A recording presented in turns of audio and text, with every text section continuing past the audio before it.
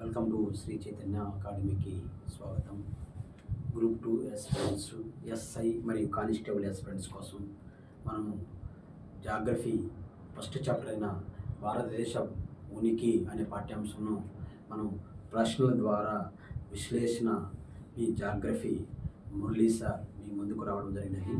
అదేవిధంగా ఇక్కడ పేపరు ప్రశ్నలు చాలా కఠినంగా కాంపిటేటివ్ తగ్గట్టుగా కానిస్టేబుల్ కావచ్చు, ఎస్ఐ కావచ్చు, మరి గ్రూప్ 2 యాస్పిరెంట్స్ కావచ్చు, ఎగ్జామ్ ప్యాటర్న్ ఎలా ఉన్నదో దానికి తగ్గట్టుగా ప్రశ్నలు నేనే తయారు చేసి ఈ పేపర్ను మీకు అందరికీ ప్రశ్నలు ఏ విధంగా ఉన్నాయి, ప్లస్ శ్రీ చైతన్య అకాడమీ వారు ఏ విధంగా ఇక్కడ ప్రశ్నలు తయారు చేశారు, మరి ఇదే ప్రశ్నలు ఈ విధంగా ఉంటే నెక్స్ట్ తదుపరి మీకు వాళ్ళ ఆఫ్లైన్ క్లాసెస్ ఎలా ఉంటాయి అని చెప్పేసి ముందుగా రాబోయే సెప్టెంబర్ 15న రాబోయే ఎస్ఐ మరి కానిస్టేబుల్ వారి కోసం ప్రత్యేకంగా ప్రతిరోజు ఒక చాప్టర్ను తీసుకొచ్చి మీ ముందుకు నేను పరిచయం చేస్తున్నాను. My name is Murali. మీకు అందరికీ తెలుసు, దరిదాపులు 18 ఇయర్స్ నుంచి తెలంగాణ, ఆంధ్రప్రదేశ్ 2 రాష్ట్రాల్లో నేను geography, Indian geography and AP and Telangana and world geography పరిచయిస్తుంది. ఓకే, ఇప్పుడు మన ఇన్స్టిట్యూట్ పేరు ఏంటమ్మా? శ్రీ చైతన్య అకాడమీ, తిరుపతిలో బాలాజీ కాలనీలో ఆదిత్య టవర్స్ ఆపోజిట్న ఇన్స్టిట్యూట్ ఉన్నది. ఓకే, మీరు గమనించండి. మరియు చాప్టర్ పేరు వచ్చేసి భారతదేశ ఉనికి అమ్మ, మరియు భారతదేశ ఉనికి లేదా క్షేత్రీయ అమెరికా. ఓకే, ఇక మనం గమనిస్తే ఫస్ట్ ప్రశ్న వచ్చేసి క్రింది వాణిలో సరైన అంశం అన్నాడు. ఫస్ట్ ప్రశ్న, క్రింది వాణిలో సరైన అంశం. ఆప్షన్ ఏ, గ్రీకులు భారతీయులను ఇండోలుగా పిలిచేవారు కాదు. First option. సెకండ్ ఆప్షన్ వచ్చేసి పర్షియన్లు భారతీయులను హిందుస్థాన్లో పిలిచారు. సి ఆప్షన్ వచ్చేసి పురాణాలలో భారతదేశమును జంబూద్వీపం అనేవారు. డి ఆప్షన్ వచ్చేసి సంస్కృతంలో భారతదేశమును ఆది గురువు అనేవారు. ఇక్కడ క్రింది వానిలో సరైన అంశము గుర్తించండి అని చెప్పడం జరిగింది. ఓకేనా? సరైన అంశం. మరియు సరైన అంశం మనం తెలుసుకోవాలంటే జనరల్గా మనకు తెలియాలి. భారతదేశము ఉనికి అనే చాప్టర్ డిస్కషన్ చేస్తున్నాం. మరియు భారతదేశం ఉనికి అనే చాప్టరు జనరల్గా భూమిపైన ఏ అర్ధగోళంలో భారతదేశం ఉన్నదంటే ఉత్తర అర్ధగోళంలో భారతదేశం ఉన్నది. భూమిని లాటిట్యూడ్స్ పరంగా, అక్షాంశాల పరంగా 2 రకాలుగా డివైడ్ చేస్తే భూమి మధ్యలో ఒక ఊహారేఖను గీస్తే దాన్ని భూమధ్య రేఖ అంటాం. భూమధ్య రేఖకు ఉత్తర దిశలో ఉన్న గోళం ఉత్తరార్ధగోళం, భూమధ్య రేఖ దక్షిణ దిశలో ఉన్న గోళం దక్షిణార్ధగోళం. మరియు భారతదేశము ఏ గోళంలో ఉన్నదని మీరు గమనిస్తే భారతదేశము ఉత్తరార్ధగోళంలో ఉన్నదని మీరు గమనించాలి. భారతదేశం ఉత్తరార్ధగోళంలో ఉండడం వల్ల ఉత్తర అక్షాంశాల మధ్య ఉన్నదా, దక్షిణ అక్షాంశాల మధ్య ఉన్నదా? ఉత్తర అక్షాంశాల మధ్య. ఎస్, మరియు ఉత్తర అక్షాంశాల మధ్య గుర్తించడం జరిగింది. మరియు భూమిని మళ్ళీ రేఖాంశాల పరంగా 2 అర్ధగోళాలుగా డివైడ్ చేస్తున్నాము. రేఖాంశం అంటే భూమికి నిట్ట నిలువుగా గీచిన ఊహారేఖలను రేఖాంశాలు అంటారు. లేదా ఉత్తర ధ్రువానికి దక్షిణ ధ్రువానికి గీచిన ఊహారేఖలను రేఖాంశాలు అంటారు. అలా ఉత్తర ధ్రువానికి దక్షిణ ధ్రువానికి ఒక ఊహారేఖను గీచాను. ఈ ఊహారేఖకు 0 డిగ్రీ రేఖాంశం అని చెప్పేసి దాన్ని గ్రీనిచ్ రేఖాంశం అంటున్నాము. గ్రీనిచ్ రేఖాంశానికి తూర్పులో ఉన్న గోళం తూర్పు అర్ధగోళం, గ్రీనిచ్ రేఖాంశానికి పశ్చిమలో ఉన్న గోళం పశ్చిమ అర్ధగోళం. అలా తూర్పు అర్ధగోళం, పశ్చిమ అర్ధగోళం. మరియు తూర్పు అర్ధగోళంలో భారతదేశం ఉన్నదా, పశ్చిమ అర్ధగోళంలో భారతదేశం ఉన్నదా? తూర్పు అర్ధగోళంలో భారతదేశం ఉన్నది. తూర్పు రేఖాంశాల మధ్య భారతదేశం ఉన్నది. ఇప్పుడు గమనించాలి. మరియు తూర్పు అర్ధగోళంలో భారతదేశం ఉన్నది. వీటిని ఆధారంగా రేఖాంశాల ఆధారంగా మరియు అక్షాంశాల ఆధారంగా భారతదేశం ఏ గోళంలో ఉన్నది? ఉత్తరార్ధగోళంలో ఉన్నది. ఉత్తరార్ధగోళంలో 90 అక్షాంశాలు ఉన్నాయి. ఈ 90 అక్షాంశాలు భారతదేశంలో లేవు. భారతదేశం భూభాగాన్ని ఆధారంగా, సైజుని ఆధారంగా భారతదేశంలో కొన్ని అక్షాంశాలు ఇమిడి ఉన్నాయి. మరి భారతదేశం రేఖాంశాల పరంగా భూభాగం తగ్గట్టు కొన్ని రేఖాంశాల మధ్య ఇమిడి ఉన్నాయి. అంటే 30 రేఖాంశాల మధ్య ఇమిడి ఉన్నాయి, 30 అక్షాంశాల మధ్య ఇమిడి ఉన్నాయి. జనరల్గా అక్షాంశాలు ఉత్తరార్ధగోళంలో 90 అక్షాంశాలు ఉన్నాయి. రేఖాంశాలు తూర్పు అర్ధగోళంలో 120 రేఖాంశాలు ఉన్నాయి. 180 రేఖాంశాల మన దేశంలో లేవు. ఏ రేఖాంశం నుంచి ఏ రేఖాంశం మధ్య స్టార్ట్ అవుతుంది అని మనం గమనిస్తే ఇప్పుడు జనరల్గా ఇది భారతదేశం అని గుర్తించాలి. మరియు భారతదేశం అని గుర్తించాలి. ఇప్పుడే చెప్పాను నేను, మనం అక్షాంశాల పరంగా ఏ గోళంలో ఉన్నా అని చెప్పాను? ఉత్తరార్ధగోళంలో అని చెప్పాను. ఉత్తర అర్ధగోళంలో ఎన్ని అక్షాంశాలు ఉన్నాయి? 90 అక్షాంశాలు ఉన్నాయి. 90 అక్షాంశాల్లో భారతదేశం ఉందా? లేదు. మన భూభాగం అంత సైజు కాదు కాబట్టి విస్తీర్ణంలో మనం 7వ స్థానం కదా. విస్తీర్ణంలో ప్రథమ స్థానం ఎవరు? రష్యా. 2వ స్థానం కెనడా. 3వ స్థానం అమెరికా. 4వ స్థానం చైనా. 5వ స్థానం బ్రెజిల్. 6వ స్థానం ఆస్ట్రేలియా. 7వ స్థానం ఇండియా. విస్తీర్ణంలో భారతదేశం 7వ స్థానము.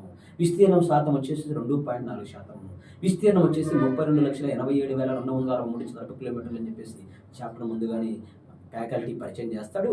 మనం కూడా మీకు అందరికీ పరిచయం చేస్తున్నాము. మీరు ఎక్కడున్నా ఎనీ మెటీరియల్స్ చదివినా కూడా చాప్టర్ అనేది ఎక్కడైనా ఇండియన్ లొకేషనే, కానీ చెప్పే విధానంలో మార్పు ఉంటుంది, పేపర్ తయారు చేసే విధానంలో మార్పు ఉంటుంది, పేపర్ విశ్లేషణ చేయడంలో మార్పు ఉంటుంది. ఇది మీరు గుర్తించాలి. ఓకే, భారతదేశం ఈ అక్షాంశాల మధ్య ఉంది, ఉత్తర అక్షాంశాల మధ్య ఉంది. మరియు ఉత్తర అక్షాంశాలు 8 డిగ్రీల 4 మినిట్స్ నార్త్ లాటిట్యూడ్. ఉత్తర అక్షాంశం నుండి 37 డిగ్రీల 6 మినిట్స్ 37 డిగ్రీల 6 మినిట్స్ ఉత్తర అక్షాంశాల మధ్య ఉంది. అంటే 37 డిగ్రీ 6 మినిట్స్ అక్షాంశాల మధ్య ఉంది. మరియు ఏ రేఖాంశాల మధ్య ఉంది? తూర్పు రేఖాంశాల మధ్య ఉంది. ఏ రేఖాంశంతో స్టార్ట్ అయ్యి ఏ రేఖాంశం మధ్య ఉంది? 68 డిగ్రీల 7 మినిట్స్ తూర్పు రేఖాంశం నుండి 97 డిగ్రీల 25 మినిట్స్ తూర్పు రేఖాంశాల మధ్య కలదు. ఎవరు? భారతదేశం. గమనించండి, ఎంత శాతం ఉంది నాన్న? 2.4%. ఎంత శాతము? 2.4%. విస్తీర్ణం 2వ స్థానం నాన్న? 7వ స్థానము. విస్తీర్ణం స్థానం నాన్న? విస్తీర్ణము 32,87,263 చదరపు కిలోమీటర్లు అని చెప్పేసి మనం గుర్తించాలి. ఇది మనం గుర్తించాల్సిన విషయం. ఇక్కడ భారతదేశాన్ని పురాణాలలో ఏమంటారు? జంబుదీపం అంటారు. సంస్కృతంలో ఆది గురువు అంటారు. బైబిల్లో హోదా అంటారు. ఇండస్ నది వలన గ్రీకులు ఇండియా నామకరణం చేశారు. సింధు నదిని పర్షియన్స్ హిందుస్థాన్ నదిగా పిలవడం వల్ల హిందూ నదిగా పిలవడం వల్ల మరియు పర్షియన్స్ హిందుస్థాన్ అని పిలవడం జరిగింది. ఓకే, ఇలా చైనా వాడు జపాన్ వాడు భారతదేశాన్ని తియాన్జు అన్నాడు. పురాణాలలో జంబుదీపం అన్నారు. ఓకే, అదేవిధంగా ఇలా డిఫరెంట్ నేమ్స్ భారతదేశం ఉంది. ఇక్కడ మీరు గమనిస్తే గ్రీకులు భారతీయులను ఇండోలుగా పిలిచేవారు కాదు అన్నాడు. ఇప్పుడే కదా మాట్లాడింది. గ్రీకులు ఇండస్ నది పేరు మీదుగా, ఇండస్ ఎవరు? సింధు నది. గ్రీకులు సింధు నదిని ఇండస్ నదిగా పిలవడం వల్ల తర్వాత రోజుల్లో ఇండియాని నామకరణమైంది. అంటే గ్రీకులు ఇండియాని నామకరణం చేశారు. ఇక్కడ ఏమన్నాడు? పిలిచేవారు కాదు అన్నాడు. పిలిచేవారు కాదు, పిలిచేవారు. ఎవరు పిలిచేవారు? గ్రీకులు భారతీయులను ఇండోలుగా పిలిచేవారు అని రావాలి. కానీ నేనేమిచ్చాడు? కాదు అన్నాడు. అంటే కాదు అంటే ఇది రాంగు. ఇక్కడ ఏమడిగాడు? క్వశ్చన్ సరైంది గుర్తించున్నాడు. సరికానిది కాదు గుర్తించింది, సరైంది గుర్తించమన్నాడు. తర్వాత నెక్స్ట్ ఇది సరికాదు. మనం ఏం గుర్తించాలా? సరైంది గుర్తించాలి. పర్షియన్లు భారతీయులను హిందుస్థాన్ అని పిలిచారు. ఎస్ కదా. పర్షియన్స్ సింధు నదిని హిందూ నదిగా పిలవడం వల్ల హిందూ నది పేరు మీదుగా హిందుస్థాన్ నామకరణం చేశారు. ఎవరు? పర్షియన్స్. ఇరాన్, ఇరాక్, ముస్లిమ్స్ వారిని పర్షియన్స్ అంటారు. ఎస్, మనకు సరైనది కావాలా? ఇది సరైనది. తర్వాత పురాణాలలో భారతదేశాన్ని జంబుదీపం అంటారు. ఇప్పుడే డిస్కషన్ చేశాను కదా. ఎస్, ఇది కూడా కరెక్ట్. అదేవిధంగా సంస్కృతంలో భారతదేశంను ఆది గురువు అంటారు. ఎస్, ఇది కూడా ఆది గురువు అంటారు. కరెక్ట్. అంటే ఇక్కడ b correct, c correct, d correct. ఇక్కడ ఆప్షన్లో మీరు గమనించండి, బిసిడి కరెక్ట్. ఎక్కడుంది బిసిడి అంటే ఇక్కడ లేదు. ఏ కాదు, బి కాదు, సి కాదు. Option BCD. ఎస్, ఇక్కడ వచ్చింది కదా బిసిడి. అదేవిధంగా మరియు చైనా వాడు, జపాన్ వాడు భారతదేశాన్ని తియాన్జు అన్నాడు. అదేవిధంగా మరి భారతదేశానికి మరొక పేరు నబీ వర్షం అని కూడా అన్నారు. భారతదేశానికి మరొక పేరు భరత వర్షం అని కూడా అన్నారు. భారతదేశానికి మరొక పేరు హిమావత్ ప్రదేశం అని కూడా అన్నారు. ఇలా హిమావత్ ప్రదేశం అంటారు, జంబుదీపం అంటారు, భరతవర్షం అంటారు, ఆదిగురువు అంటారు, హిందుస్థాన్ అంటారు, ఇండియా అంటారు. ఇలా మనం ఇన్ని పేర్లు మనం చెప్పుకోవడం జరిగింది. ఎస్, అదేవిధంగా నెక్స్ట్ క్వశ్చన్ ఏంటి? క్వశ్చన్ నెక్స్ట్ భారతదేశం గురించి సరైన అంశము. భారతదేశం గురించి సరైన అంశం ఏంటి? సరైన అంశం మీరు తీసుకోవాలి. 8 degrees 4 minutes north latitude, 37 degrees 6 minutes north latitude. అంటే ఇప్పుడే మాట్లాడినాం. ఏ అక్షాంశాల మధ్య ఉంది? ఉత్తర అక్షాంశాల మధ్య ఉంది. ఉత్తర అక్షాంశాల మధ్య ఉండడం వల్ల ఉత్తరార్ధగోళంలో ఉందా లేదా? ఉంది. మరియు ఏ అక్షాంశాల మధ్య ఉంది? 8 degrees 4 minutes north latitude, 37 degrees 6 minutes latitude. Yes, correct. ఇక్కడ వరకు కరెక్ట్. తర్వాత 68 డిగ్రీల 7 minutes west longitude to 97 degrees 25 minutes west longitudes మధ్య ఉంది. నేను ఏం చెప్పాను మీకు? నేను పశ్చిమ అక్షాంశాల మధ్య అని చెప్పానా, తూర్పు రేఖాంశాల మధ్య అని చెప్పానా? తూర్పు రేఖాంశాల మధ్యగా. వీడు ఏమన్నాడు ఇతను? వెస్ట్ లాంగిట్యూడ్స్ అన్నాడు. వెస్ట్ లాంగిట్యూడ్స్ ఏమన్నా ఉందే భారతదేశం? లేదు కదా. ఒక ఆన్సర్లో అన్ని కరెక్ట్ ఉండి ఒకటి తప్పు అయినా కూడా ఆ ఆన్సర్ అంతా ఏమైపోతుంది? తప్పుకోవడానికి అవకాశం ఉంది. ఇప్పుడే కదా నేను చెప్పింది. భారతదేశం ఏ అక్షాంశాల మధ్య అని చెప్పాను? ఇక్కడ గుర్తించాను అన్న. భారతదేశము ఏనన్నా? భారతదేశము 8 degrees 4 minutes north latitude, 37 degrees 6 minutes north latitude, మరియు 68 degrees 7 minutes east longitude, 97 degrees 25 minutes east longitude. అంటే ఈస్ట్ రావాలి, ఈస్ట్ లాంగిట్యూడ్స్ రావాలి. ఇక్కడ ఏమిచ్చాడు? వెస్ట్ లాంగిట్యూడ్స్ ఇచ్చాడు. తప్పు కదా. ఇక్కడ క్వశ్చన్ ఏంది? సరైన అంశము.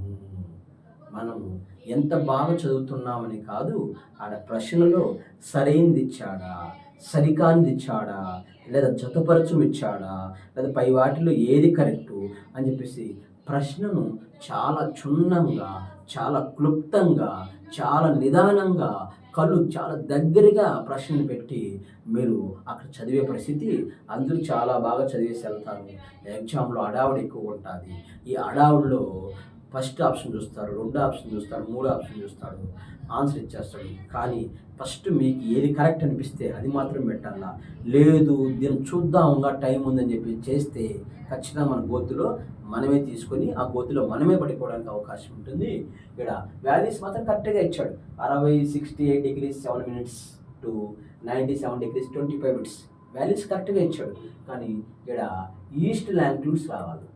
ఏ రాయాలన్నా? ఈస్ట్ లాంగిట్యూడ్స్ రావాలా. కానీ ఏమొచ్చింది? ఇక్కడ వెస్ట్ లాంగిట్యూడ్స్ వచ్చింది. అంటే ఇది సరైనదిగా, ఇది తప్పు అని గుర్తించాను. తర్వాత ఇంతకుముందే చెప్పాను, భారతదేశం విస్తీర్ణం చెప్పాను కదా, 32,87,263 చదరపు కిలోమీటర్లు ఉంది. ఎస్, 32,87,263 చదరపు. ఎస్, ఒకటి సరైంది, బి సరైంది గుర్తించాను. తర్వాత తూర్పు పడమర మధ్య పొడవు 3214 kilometers, ఉత్తరము దక్షిణం మధ్య పొడవు 32933 kilometers అన్నాడు.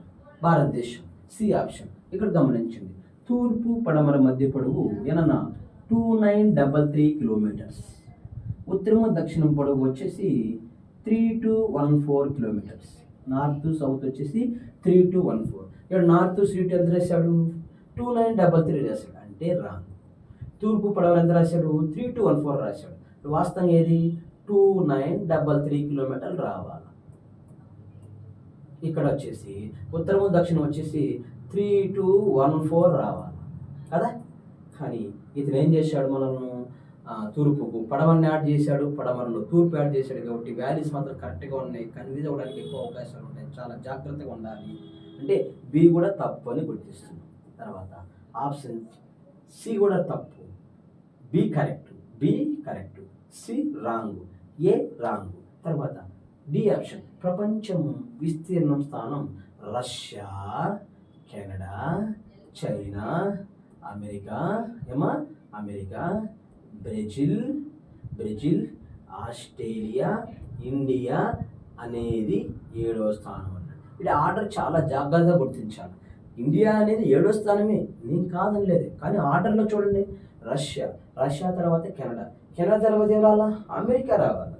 అమెరికా తర్వాత చైనా తర్వాత బ్రెజిల్, బ్రెజిల్ తర్వాత ఆస్ట్రేలియా, ఆస్ట్రేలియా తర్వాత ఇండియా రావాలి. కానీ ఇక్కడ రాంగ్ ఇచ్చేసాడు. థర్డ్ ప్లేస్ చైనా కాదు నాన్న, థర్డ్ ప్లేస్ అమెరికా, చైనా వచ్చేసి ఫోర్త్ ప్లేస్ని గుర్తించాలి. అంటే ఇక్కడ ఇది కూడా రాంగ్, ఇది కూడా రాంగ్.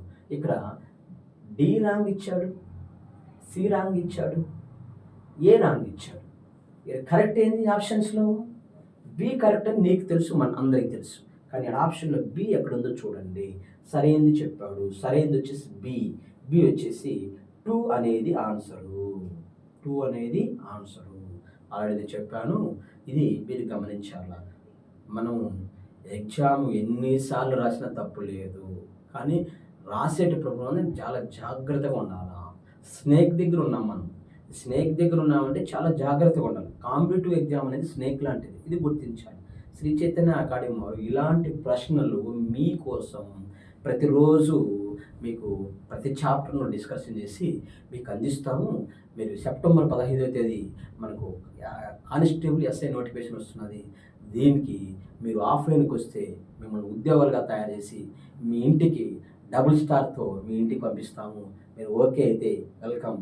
మాది ఇన్స్టిట్యూట్ బాలాజీ కాలనీ ఆదిత్య టవర్స్లో ఉంది, ఇది మీరు గుర్తించాలి. Okay, Shri Chaitanya academy. Next ప్రశ్న వచ్చేసి మూడో ప్రశ్న. ఏంటమ్మా? మూడో ప్రశ్న గుర్తిస్తాం. ఏంటి మూడో ప్రశ్న? సరైన అంశము. ఫస్ట్ మీరు ఏం చేయాలా?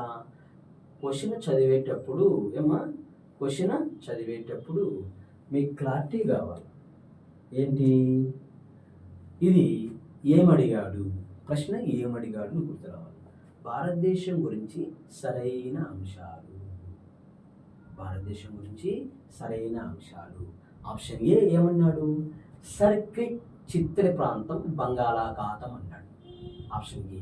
ఆప్షన్ బి వచ్చి ఎల్ఓసి రేఖ అంటే లైన్ ఆఫ్ కంట్రోల్ రేఖ పాకిస్తాన్ జమ్మూ కాశ్మీర్ మధ్య ఉన్నాడు.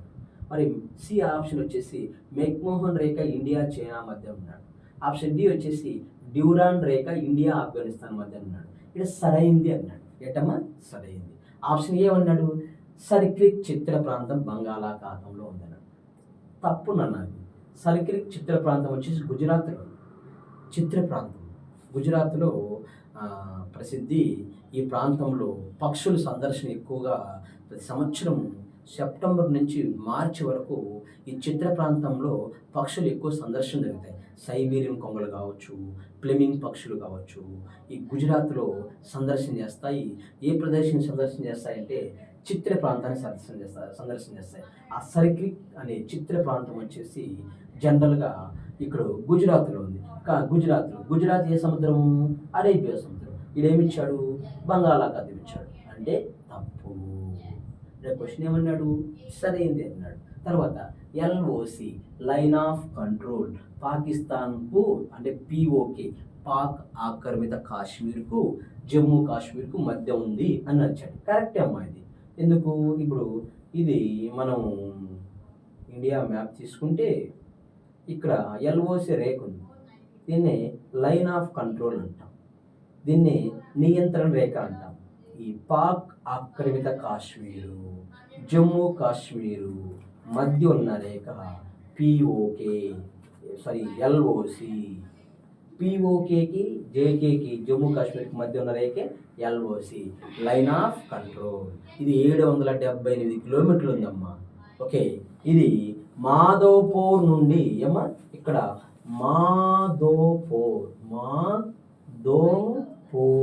అనే ప్రాంతం నుండి మరియు ఇక్కడ ఎన్జే 9842 శిఖరం వరకు ఉందమ్మా. 9842 శిఖరం వరకు ఉంది. 9842 శిఖరం వరకు ఏది? ఎల్ఓసి. తర్వాత ఇక్కడి నుంచి మళ్ళా ఇట్లా ఇక్కడ ఒకటి ఉంది, దాన్ని ఏజీపీఎల్ అంటారు, యాక్చువల్ గ్రౌండ్ పొజిషన్ లైన్ అంటారు.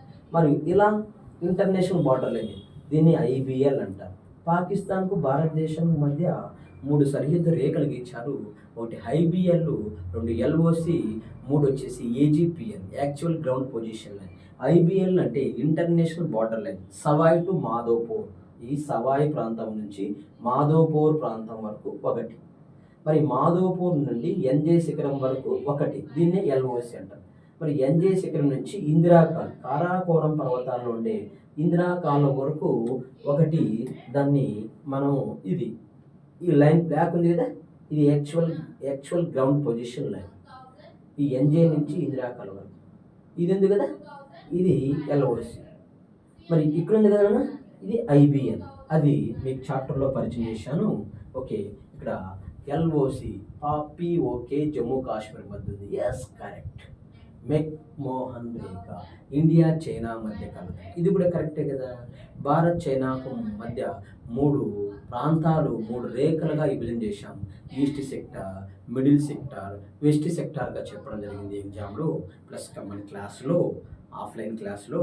మరియు ఈ వెస్ట్ సెక్టార్లో మేక్ మోహన్ రేఖను 1914 సంవత్సరంలో గీయడం జరిగింది. వెస్ట్ సెక్టార్ అంటే ఏంది మీరు గుర్తించాలి. ఏనన్నా ఇప్పుడు ఇది మ్యాప్ కదా, ఇది మ్యాప్ అయితే చైనాకు 3 సరిహద్దులు ఉన్నాయి, 3 సరిహద్దుల సెక్టార్లు ఉన్నాయి. ఈస్ట్ సెక్టార్ ఒకటి, మిడిల్ సెక్టార్ ఒకటి, వెస్ట్ సెక్టార్ ఒకటి. ఓకే, ఇది వెస్ట్ సెక్టారు, ఇది మిడిల్ సెక్టారు, ఇది ఈస్ట్ సెక్టార్. ఈస్ట్ సెక్టార్లో 1914 సంవత్సరం అరుణాచల్ ప్రదేశ్ సిక్కిం మధ్య మెక్ మోహన్ రేఖ గీశారు. ఇది కరెక్ట్ అని గుర్తించాలి. తర్వాత నెక్స్ట్ ఆప్షన్ డి. ఏంటి ఆప్షన్ డి? ఆప్షన్ డి గుర్తించండి. డ్యూరాండ్ రేఖ ఇండియా ఆఫ్ఘనిస్తాన్ మధ్య. డ్యూరాండ్ రేఖ ఇండియా ఆఫ్ఘనిస్తాన్ మధ్య. Yes, correct. డ్యూరాండ్ రేఖ ఏంటి? డ్యూరాండ్ రేఖ రాడ్క్లిఫ్ రేఖ వచ్చేసేవాడికి పాకిస్తాన్కి ఇండియా, డ్యూరాండ్ రేఖ ఎవరికి? ఆఫ్ఘనిస్తాన్ ఇండియా. మెక్మోహన్ రేఖ ఎవరికి? చైనాకు భారతదేశానికి. కాలపాని ఎవరికి? నేపాల్కు భారతదేశానికి. మరియు అదేవిధంగా డోక్లాం ఎవరికి? భూటాన్కు భారతదేశానికి. మరియు పూర్వాంచల పర్వతాలు ఎవరికి? భారతదేశానికి, మయన్మార్ ప్రాంతానికి. మరియు ఫరక్కా ఎవరికి? బంగ్లాదేశ్కు, భారత్కు. ఇవి సరిహద్దు ప్రాంతాలు మనం తెలుసుకోవాల్సిన విషయం. ఇక్కడ డ్యూరాండ్ అన్నాడు, ఇది కూడా కరెక్ట్. ఇక్కడ సరైంది అన్నాడు అంటే బి సరైంది, సి సరైంది, డి సరైంది, ఈ 3 సరైంది. మరి బిసిడి ఎక్కడ ఉన్నాయి? Yes, option 4 BCD correct. BCD correct. అదేవిధంగా నెక్స్ట్ ప్రశ్న ఏంటి? గుర్తిద్దాం. ఏంటి? మరియు భారతదేశ కింది వాణిని జతపరచమన్నాడు. మరియు తూర్పు చివర సరిహద్దు ఆప్షన్ ఏ, పశ్చిమ చివర సరిహద్దు, ఉత్తర చివర సరిహద్దు, దక్షిణ చివర సరిహద్దు అన్నాడు. మనం గుర్తించాలి. భారతదేశానికి సరిహద్దులు మనం గుర్తిస్తే తూర్పు సరిహద్దు పూర్వాంచల్ పర్వతాలు. ఏ పర్వతాలు? పూర్వాంచల్ పర్వతాలు. పూర్వాంచల్ పర్వతాలు ఏ ప్రదేశము? కిబుతు. ఏ ప్రదేశము? కిబుతు. మరియు పడమర సరిహద్దు రాణా కచ్. ఏంటమ్మా? రాణా కచ్. ఈ రాణా కచ్లో ఏ ప్రాంతము? గవర్నమెంట్. అదేవిధంగా భారతదేశానికి దక్షిణ సరిహద్దు ఇందిరా పాయింట్. ఏంటి? ఇందిరా పాయింట్. ఈ ఇందిరా పాయింట్ గ్రేట్ నికోబార్ దీవులు ఉందని గుర్తించాలా. ఇందిరా పాయింట్ మరి పేరు లాంచింగ్ పాయింట్ లేదా పర్సన్ పాయింట్ అంటున్నాం. ఎస్, ఇందిరా పాయింట్కి మరి పేరు ఏంటి? Person point. ఈ పర్సన్ పాయింట్ ఇందిరా పాయింట్ ఏ దీవులో ఉంది? గ్రేట్ నికోబార్ దీవులు. భారతదేశానికి ఉత్తర సరిహద్దు వచ్చేసి కిలిక్ దావన్ పాస్. ఈ కిలిక్ దావన్ పాస్ వచ్చేసి మరొక పేరు వచ్చేసి ఇందిరాకాల్ అంటాం. కిలిక్ దావన్ పాస్ మరొక పేరు ఏంటి? ఇందిరాకాల్. ఉత్తర సరిహద్దు ఇందిరాకాల్, దక్షిణ సరిహద్దు పర్సన్ పాయింట్, తూర్పు సరిహద్దు కిబుతు ప్రాంతం, పశ్చిమ సరిహద్దు గవర్నమెంట్ రాణి పచ్చిలో ఉంది, కిబుతు వచ్చేసి పూర్వాంతరంలో ఉంది, పర్సన్ వచ్చేసి ఇందిరా పాయింట్కి మరొక పేరు పర్సన్, కిలిక్ దావన్ పాస్ మరొక పేరు ఇందిరాకాలు. ఈ కిలిక్ దావన్ లేదా ఇందిరాకాలు ఏ పర్వతంలో ఉందంటే కారాకోరం పర్వతంలో ఉందని గుర్తించాలా. ఇక్కడ చెప్పేశాం కాబట్టి ఏంటనే నువ్వు గెట్ చేయొచ్చు. తూర్పు చివరి సరిహద్దు కిబుతు, పశ్చిమ సరిహద్దు గవర్నమెంట్ అంటే రాణా కచ్లో ఉంది, ఉత్తర చివరి సరిహద్దు అంటే ఇందిరాకాల్ అంటే కిలిక్ దావన్ పాస్ మరొక పేరు ఇందిరాకాల్ అంటే కిలిక్ దావన్ పాస్ ఏ పర్వతంలో ఉంది? కారాకోరం పర్వతంలో ఉంది. ఎస్. మరి దక్షిణ సరిహద్దు ఇందిరా పాయింట్ మరొక పేరు ఏంటి? Person point. అంటే ఏకి 1, బికి 2, సికి 3, డికి 4. ఎక్కడ ఉంది చూద్దాము. ఎస్, మీరు గుర్తించాలా. ఇక్కడ ఆప్షన్ ఏలో మనం గుర్తించవచ్చు 1 2 3 సారీ ఆప్షన్ ఏ కదా నాన్న, ఇక్కడ జాగ్రత్త, 1 నెంబర్స్ చాలా తేడాగా ఉన్నాయి. ఆప్షన్ బిలో మీరు గమనిస్తే 1 2 3 4 1 1, ఏకి 1, బికి 2, సికి 3, డికి 4 1 2 3 4 అనేది మీరు గుర్తించాలి.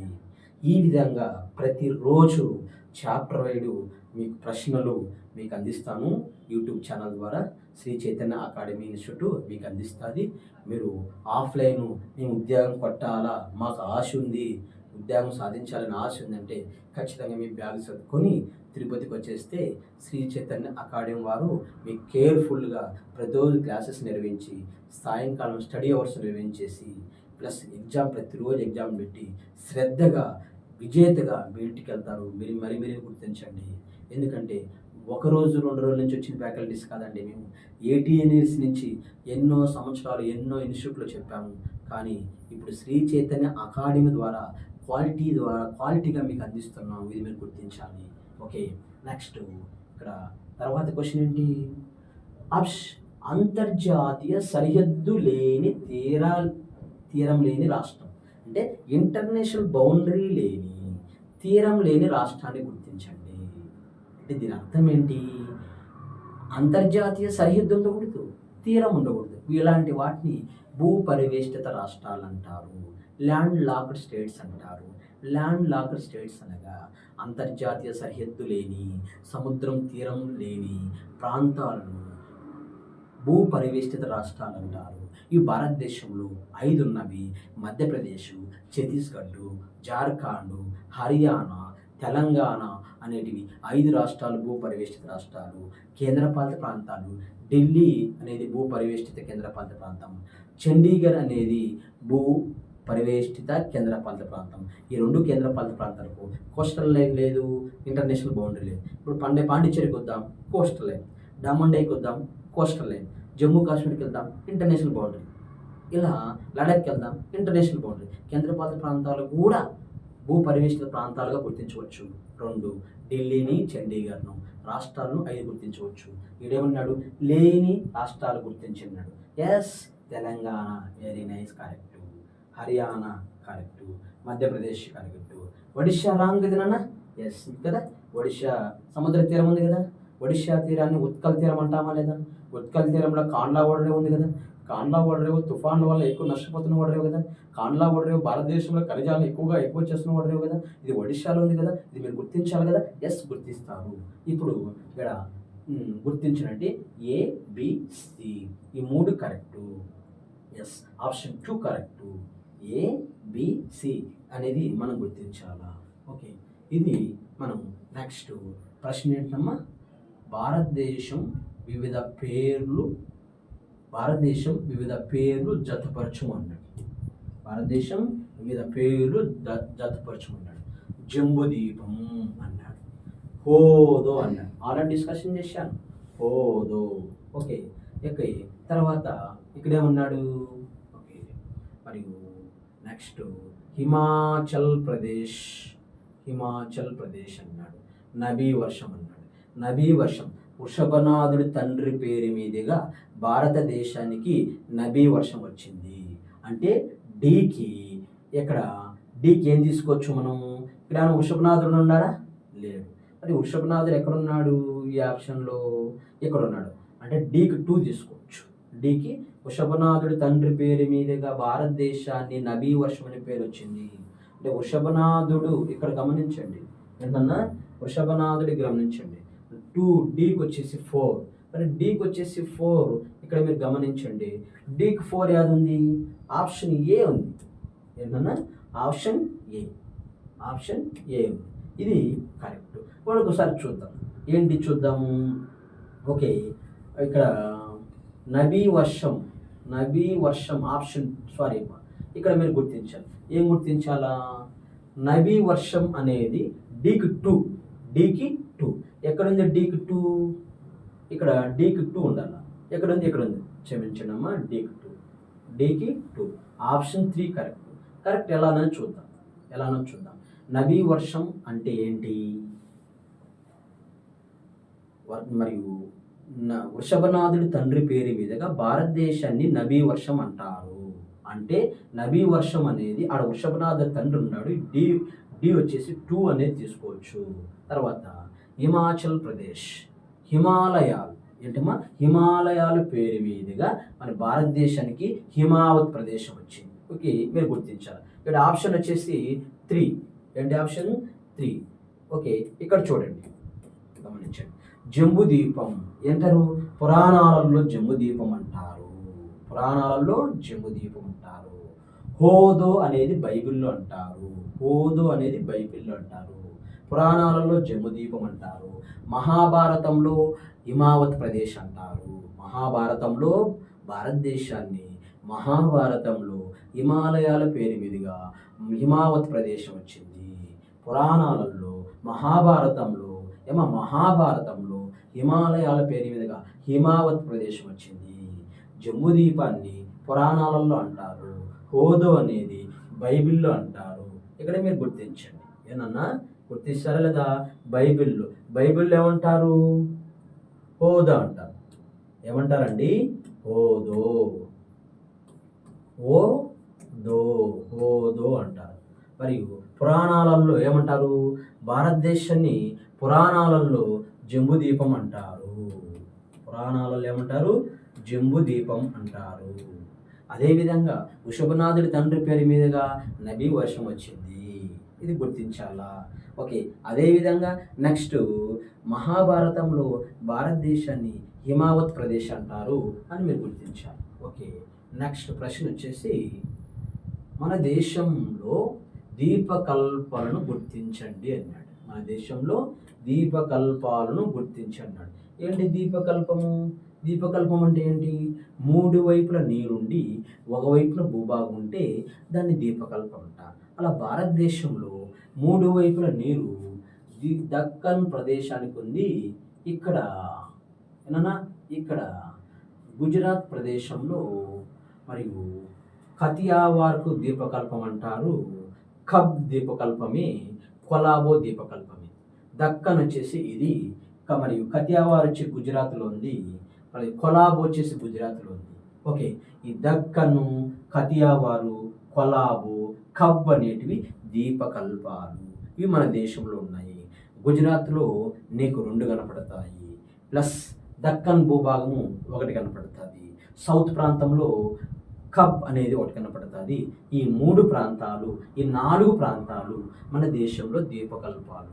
దీపకల్పం అంటే ప్రపంచంలో అతిపెద్ద దీపకల్పం అరేబియా దీపకల్పం. ప్రపంచంలో అతిపెద్ద 2వ దీపకల్పం దీపకల్పం.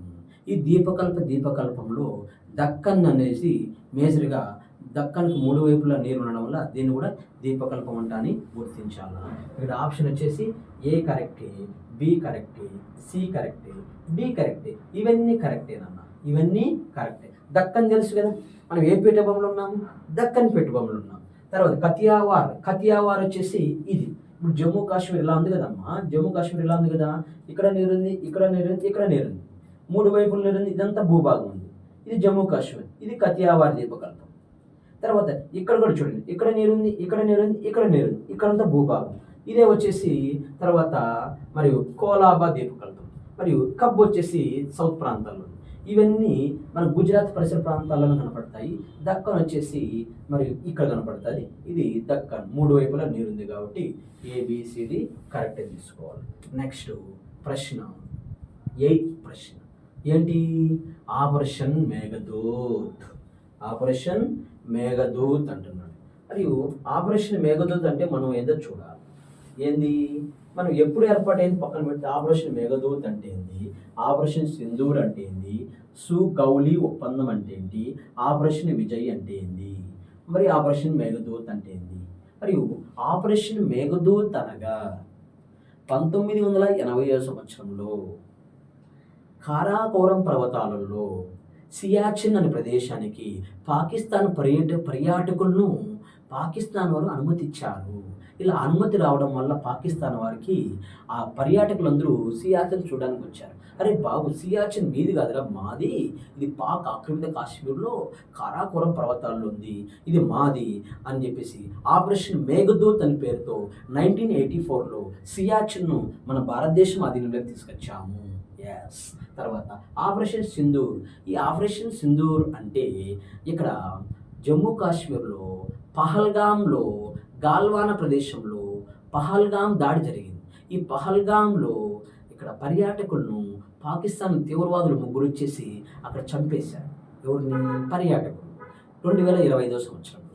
ఎప్పుడైతే 2025 సంవత్సరంలో పహల్గాంలో ఎప్పుడైతే దాడి జరిగిందో వెంటనే ఆపరేషన్ సింధూర్ అని పేరు పెట్టారు. ఆపరేషన్ సింధూర్. ఈ ఆపరేషన్ సింధూర్ దేనికోసం పెట్టారు? ఆ తీవ్రవాదులను పట్టుకోవడానికి లేదా ఆ తీవ్రవాదులను చంపడానికి పెట్టిన పేరే, పహల్గాం దాడిని తిప్పికొట్టడానికి పెట్టిన పేరే ఆపరేషన్ సింధూర్. ఎప్పుడు జరిగింది అది? 2025 సంవత్సరం జరిగింది. తర్వాత సుగౌలి ఒప్పందం. ఈ సుగౌలి ఒప్పందం ఎవరి దేశాల మధ్య జరిగిందంటే నేపాల్, భారత్ మధ్య 1816 సంవత్సరంలో మనకు నేపాల్ వాస్కు మధ్య సుగౌలి ఒప్పందం జరిగింది. ఈ సుగౌలి ఒప్పందం ప్రకారం భారత్కు నేపాల్కు మధ్య కాలపాని అనేది సరిహద్దుగా గుర్తించామని చెప్పేసి మీరు గుర్తించాలా. తర్వాత ఏంటి? ఆపరేషన్ విజయ్. ఆపరేషన్ విజయ్. ఈ ఆపరేషన్ విజయ్ వచ్చేసి మరియు 1961 సంవత్సరంలో గోవాను ఆక్రమించుకోవడం జరిగింది. ఆపరేషన్ విజయ్ ద్వారా గోవాను ఆక్రమించుకోవడం జరిగింది. ఆపరేషన్ విజయ్ ఎప్పుడు జరిగింది? 1961. సుగాలి ఒప్పందం ఎప్పుడు జరిగింది? 1816. ఆపరేషన్ విజయ్ ఎప్పుడు జరిగింది? 2025. ఆపరేషన్ మేఘదూత్ ఎప్పుడు జరిగింది? 1984. అంటే ఏకి 1, బికి 2, సికి 3, డికి 4. ఎక్కడున్న ఆప్షన్ గమనించండి.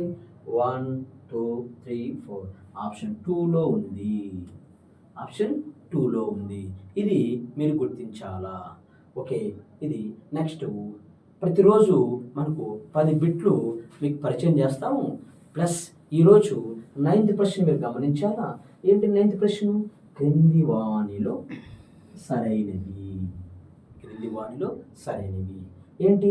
ఆప్షన్ ఏ, మన దేశంలో 30 రేఖాంశ లిమిట్లు ఉన్నాయి. చెప్పానా లేదమ్మా? 8 degrees 4 minutes to 37 degrees 6 minutes.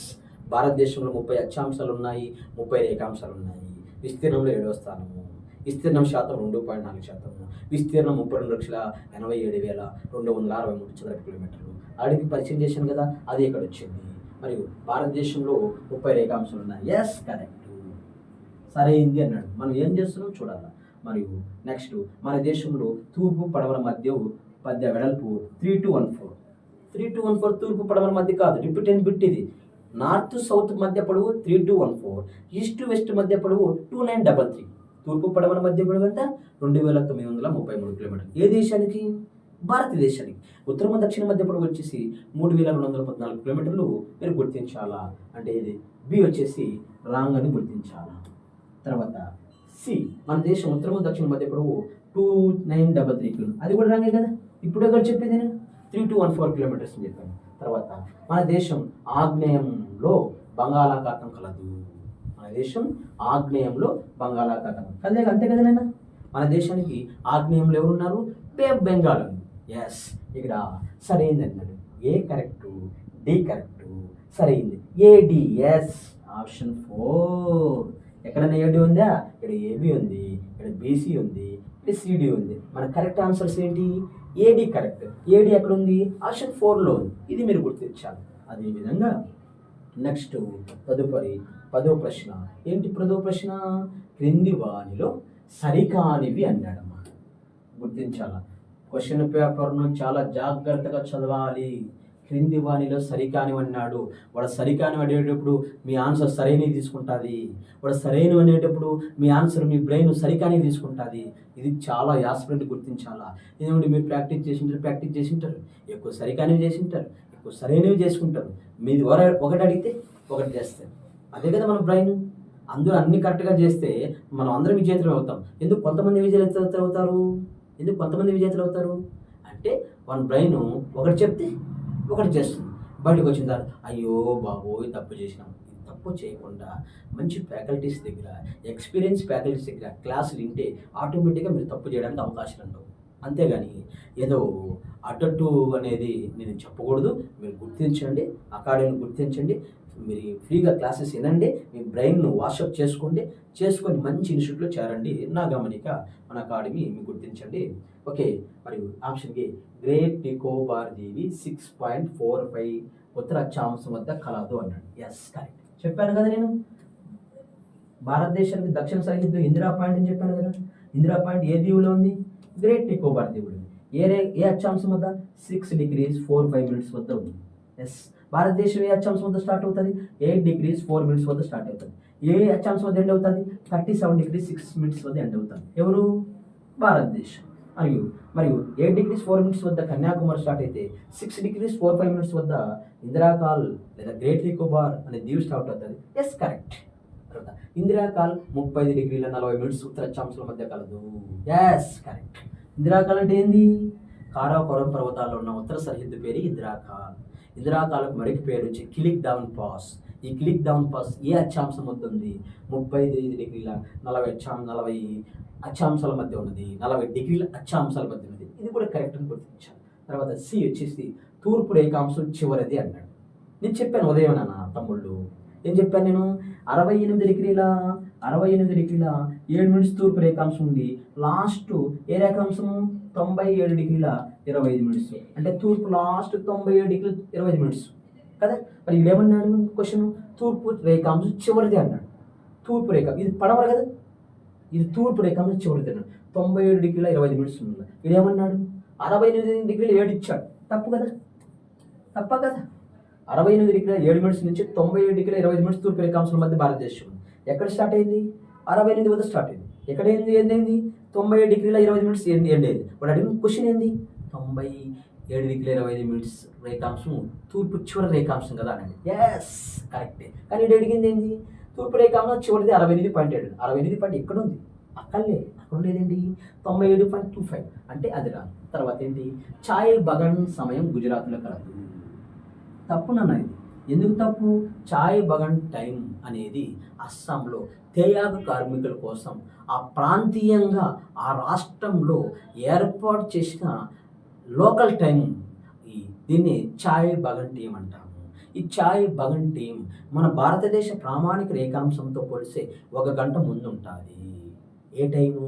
Chai బగన్ time. జనరల్గా భారతదేశ ప్రామాణిక రేఖాంశం ఏ రేఖాంశం ద్వారా తీసుకుంటారు? గ్రీనిచ్ రేఖాంశం ద్వారా తీసుకుంటారు. గ్రీనిచ్ రేఖాంశానికి ఎన్ని గంటల ముందు ఉంటుంది? 5 గంటల 30 నిమిషాల ముందు ఉంటుంది.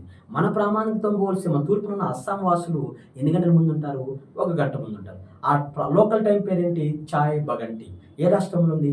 అస్సాంలో ఉంది. ఏ కార్మికుల కోసం? తేయాగ కార్మికుల కోసం. ఎందుకు పెట్టడం జరిగింది? సాయంత్రం పాపము 5 గంటలు అయితే చీకటి అయిపోతుంది అస్సాంలో. ఇండియన్ టైం మీద ఆధారపడితే అందువల్ల ఇండియన్ టైం కన్నా 1 గంట ముందు పెట్టుకున్నారు. ఉదయం తొందరగా వచ్చేస్తారు, సాయంకాలం తొందరగా వెళ్ళిపోతారు, వెలుతురు నింటి వెళ్ళిపోతారు. కాబట్టి స్త్రీలు దేశంలో ఎక్కువ మంది స్త్రీలు పాల్గొనే పరిశ్రమ ఏదంటే తేయాగ పరిశ్రమ అని చెప్పేసి ప్రీవియస్ బిట్ బ్యాంకు మన గ్రూప్ 1లో ప్రీవియస్ పెట్టు ఇది మీరు గుర్తించారు. ఎస్, ఇక్కడ మనకు ఆప్షన్ సి తప్పు, ఆప్షన్ డి తప్పు, ఏ బి కరెక్ట్. ఇక్కడ ఆప్షన్స్లో ఏబి సరికానివి అన్నాడు. బీ కేర్ఫుల్, సరికానివి అన్నాడు, సరైనవి కాదు. మరి సరైనవి తీసుకుంటే నువ్వు వెళ్ళిపోతావు. ఏబి సరైనవి. ఇక్కడ ఏమన్నాడు? సరికానివి అన్నాడు. సిడి ఎస్, సిడి సరికానివి. చాలా జాగ్రత్తగా ఉండాలమ్మా. స్నేక్ దగ్గర ఉన్నట్టే అమ్మా. కాంపిటేటివ్ అంటే స్నేక్ దగ్గర ఉన్నట్టే. ఇది ఇప్పుడు తెలియదు, ఒక సీనియర్స్ ఫ్యాకల్టీస్ దగ్గర అవగాహన తీసుకుంటే మీకు తెలుస్తుంది. ఒక జూనియర్ ఫ్యాకల్టీకి ఏం తెలుసు అండి కాంపిటేటివ్ గురించి? ఎన్నో బ్యాచ్లు చెప్పింటాము, ఎన్నో ఎక్స్పీరియన్స్గా ఎన్నో పేపర్లు ఎక్స్ప్లెనేషన్ చేసింటాము, ఎంతోమందిని చూసింటాము. చాలామంది దగ్గర స్టూడెంట్స్ కూడా మెచ్యూర్గా ఈ మధ్య కాలంలో కనపడుతున్నారు. డిఫరెంట్ వాళ్ళని మనం కలుస్తాం కాబట్టి ఎన్నో సంవత్సరాల నుంచి ఖచ్చితంగా ఫ్యాకల్టీకి అనేది ఒక అవగాహన ఉంటుంది ఖచ్చితంగా. తర్వాత ఇవి మనకు 10 వరకు బిట్స్. ఓకే, నెక్స్ట్ తదుపరి